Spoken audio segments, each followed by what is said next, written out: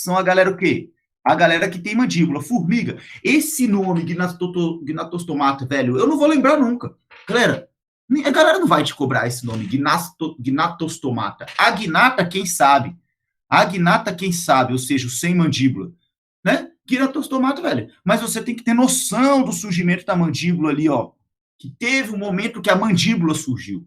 E olha só, vamos sacar o beta aqui, vamos sacar o beta do nosso grupo, dentro dos cordados, do nosso filo. Nós começamos, velho, como filtradores. Infiltradores. Tu lembra quando eu troquei aquela ideia com vocês? Lembra quando eu troquei aquela ideia com vocês do início dos nossos ancestrais, os primeiros cordados? A gente era predador gigante, cabuloso? Éramos predadores cabulosos? Quando eu mostrei o Milocunguinha, aquele... Não, pô, era animalzinho, velho, de menos de 10 centímetros lá, 3 centímetros. Muito pequenos, velho. A gente era presa dos artrópodes, presa dos moluscos.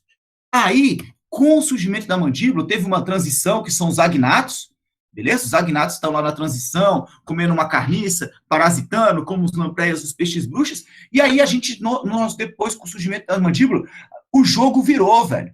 Chegou a hora da gente predar os artrópodes, chegou a hora da gente predar quem? Os moluscos, velho.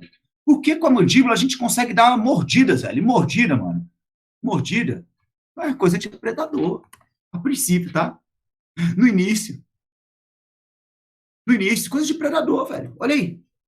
E aí, nós nos tornamos predadores e surgiram vários grupos de peixe, dentre eles os grupos dos placodermos. Esse peixe não é cobrado, não, mas eu estou contextualizando com vocês, velho.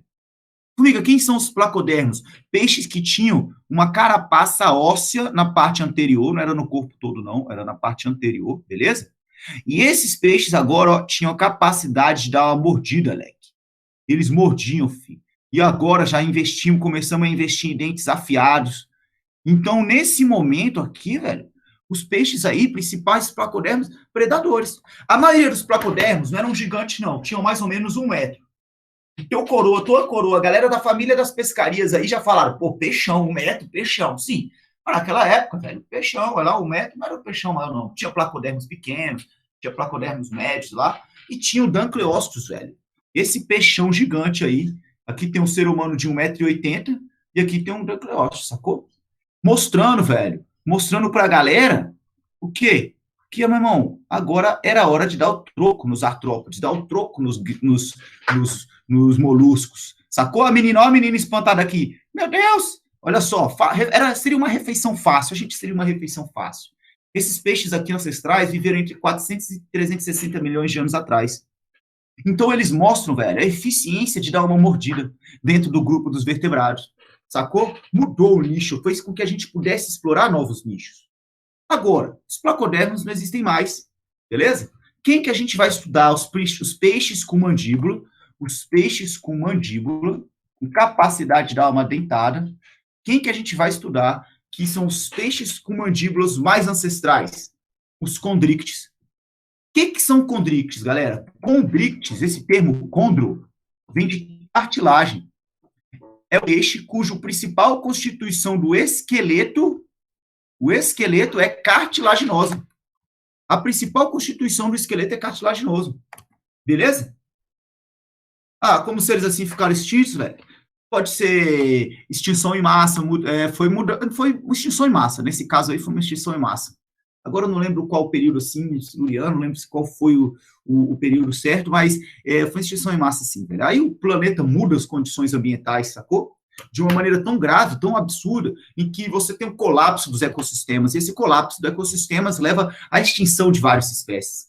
Algumas conseguem se estabelecer, e são essas que conseguem se estabelecer que vão gerar as linhagens seguintes. Não são todos que são extintos, mas alguns grupos são completamente extintos também. Outras vezes a extinção acontece pela obsolescência, né? A galera fica obsoleta, surgem novas adaptações, novas tecnologias, digamos assim, que faz o ancestral ficar obsoleto. Fechou? E a gente vai entender no 3º ano aí, melhor, que uma espécie origina 2 espécies. Então, a espécie ancestral fica extinta e surge dessa espécie ancestral 2 espécies. Entendeu? Então, tem algumas maneiras. Além disso, velho, tem a extinção que nós estamos fazendo. Então, nós estamos fazendo mudanças no ambiente, levando várias espécies à extinção. Pegou a manha? Então, vem cá. Condrictis, o peixe cujo esqueleto, velho, o esqueleto é o quê? Cartilaginoso. Como assim cartilaginoso? Ó, nareba, ó a nareba. Nareba aqui, monster, ó. Nareba é cartilaginosa, o principal tecido da nareba aí de sustentação é cartilaginoso, beleza? Orelha, ó.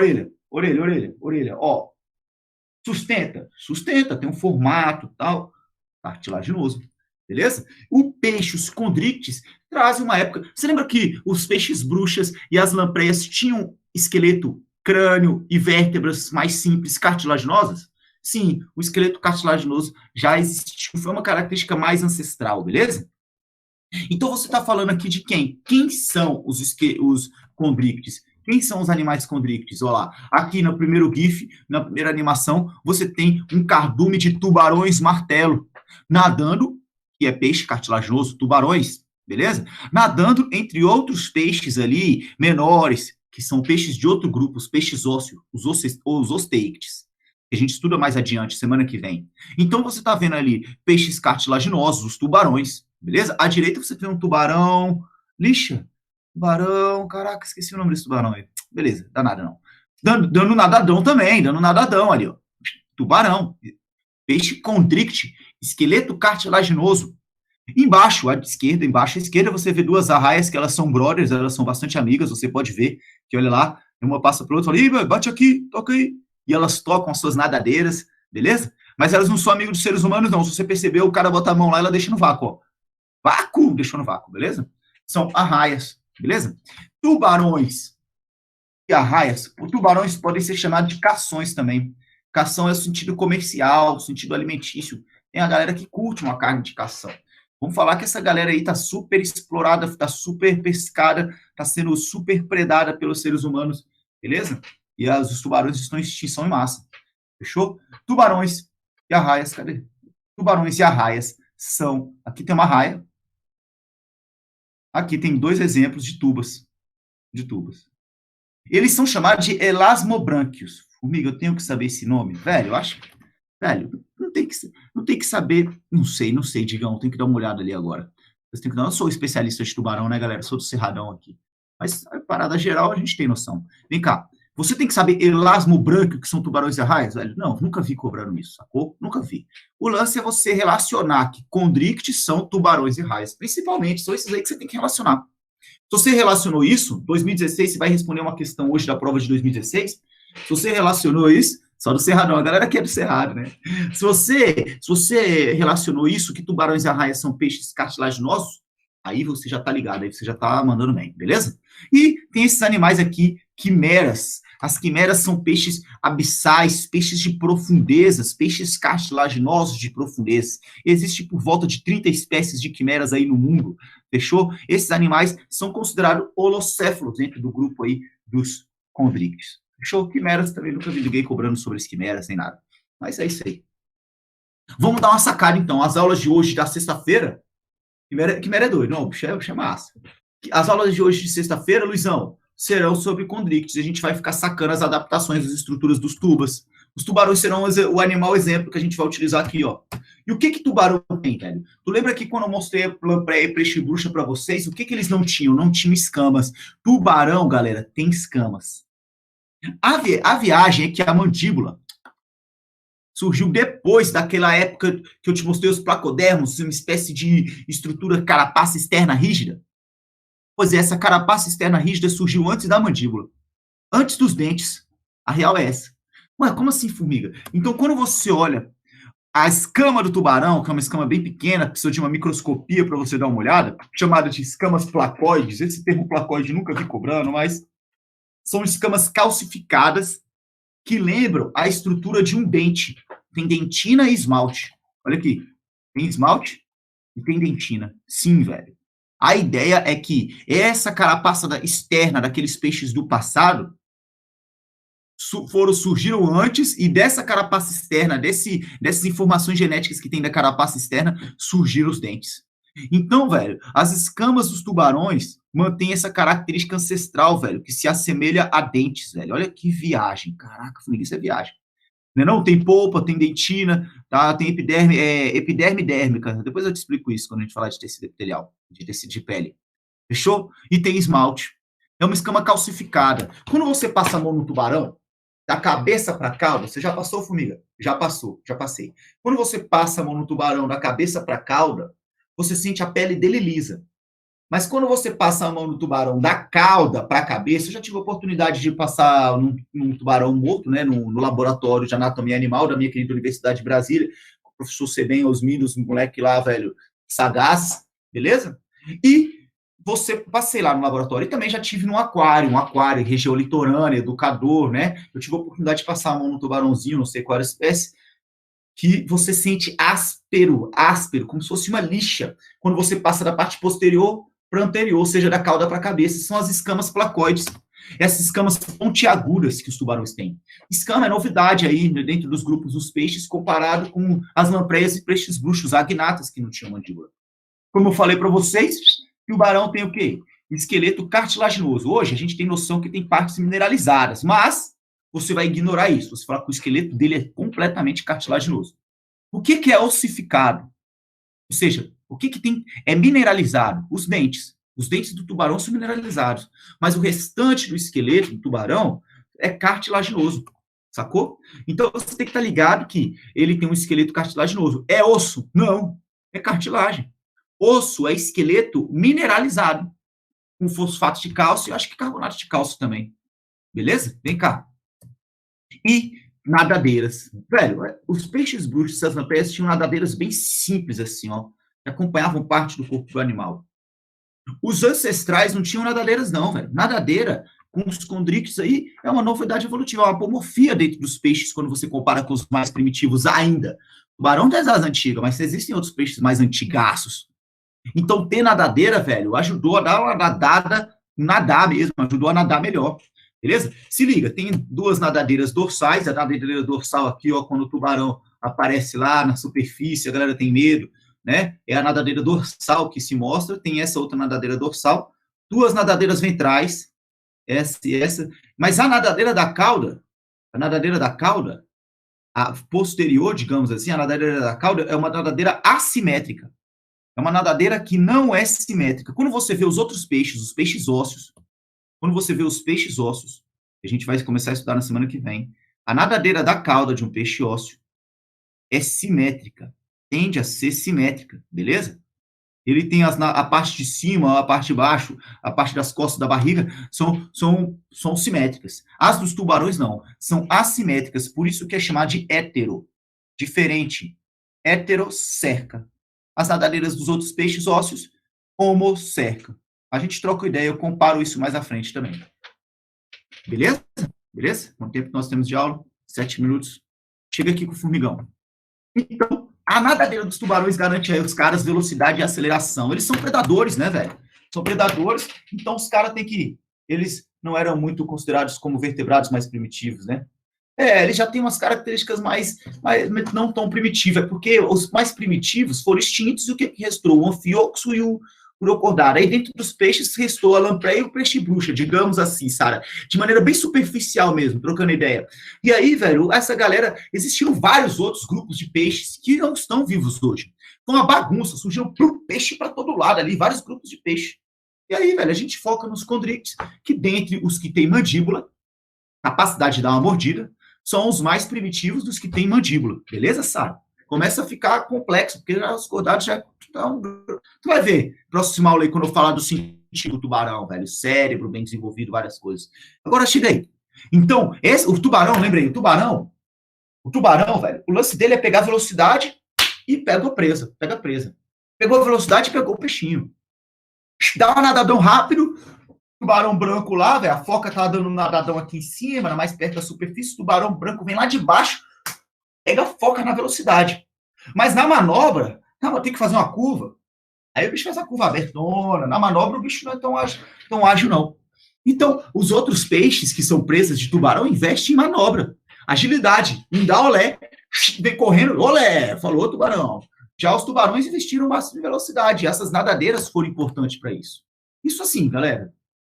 Geral, né? Claro que tem na biologia tudo, né, velho? Pode ser dar uma relativizada aí no sentido de... Não no sentido não científico, no sentido de existe a exceção. Beleza? Chega aí. Sistema digestório. Paz 2016, tu vai responder essa questão hoje lá. Paz 2016 cobrou essa questão aqui, sobre isso.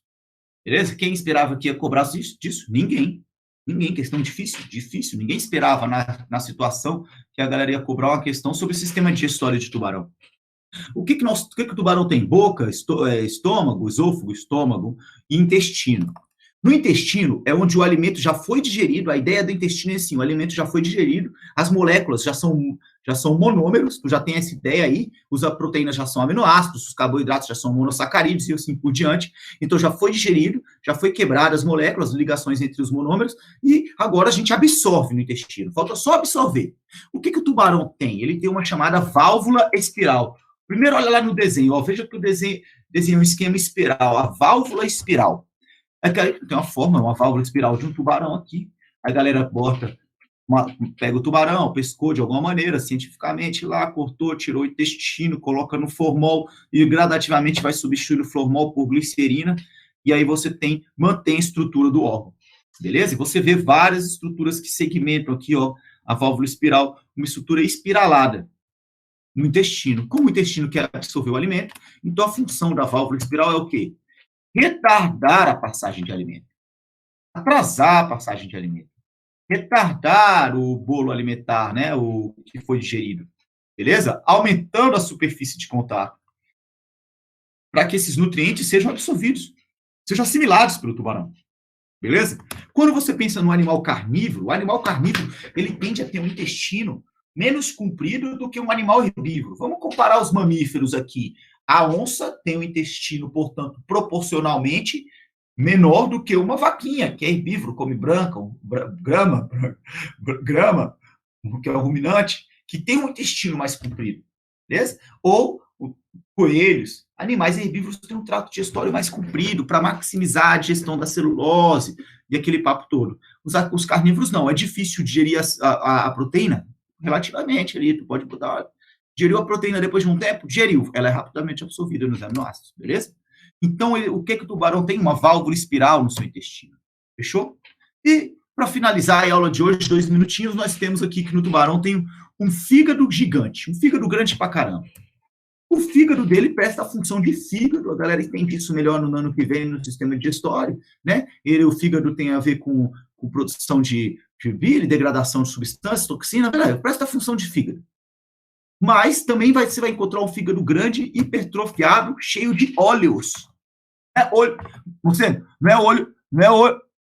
Não é óleos, beleza? Ou seja, por que óleos? Porque o óleo, quando colocado na água, faz o quê? O que o óleo faz na água, galera? O que o óleo faz na água? E a gente troca essa ideia sobre os ruminantes lá nos mamíferos, beleza, monstro? A gente troca essa ideia lá. Não se mistura, e aí não se mistura faz o quê? Ele afunda ou ele boia? Ele afunda ou ele flutua? Ele boia, ele flutua. Então, justamente por conta disso, João. Por que grande quantidade de óleos no fígado vai auxiliar na flutuabilidade do tubo, sacou?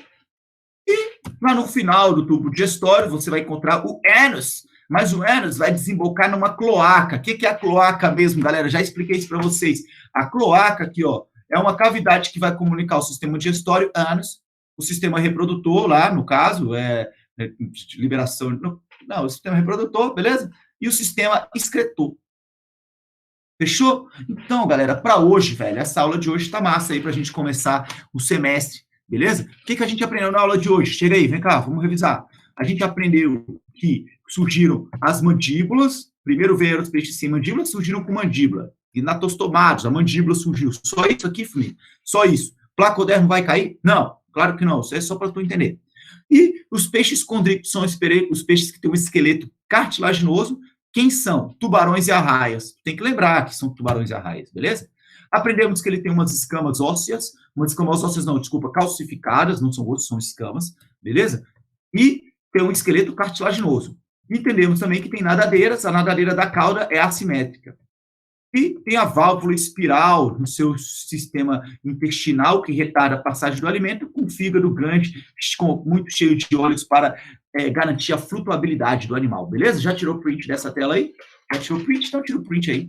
Tira o print. Pegou, galera? Pegou a manha? Pegaram a manha? De boa. Passar óleo no corpo e sair na chuva. Moleque, velho. Quando era, Digão, quando era monstrenguito, lá, criança assistia a Turma da Mônica, eu lembro que o Franjinha fez um experimento pro Cascão não se molhar. E ele, pá, a chuva abria assim, a chuva não passava, não molhava o Cascão. Gigão, caraca, tu resolveu, velho, a charada, velho. Passa óleo no corpo que não se molha, velho. Caraca, passa uma gordurona, né? Passa uma gordurona. Igual quando a luta na manteiga, a famosa luta na manteiga aí, velho. Não, a galera bota uma lona, pega ali um balde de margarina, daquelas margarina bem tosca, gordurosa mesmo, barata,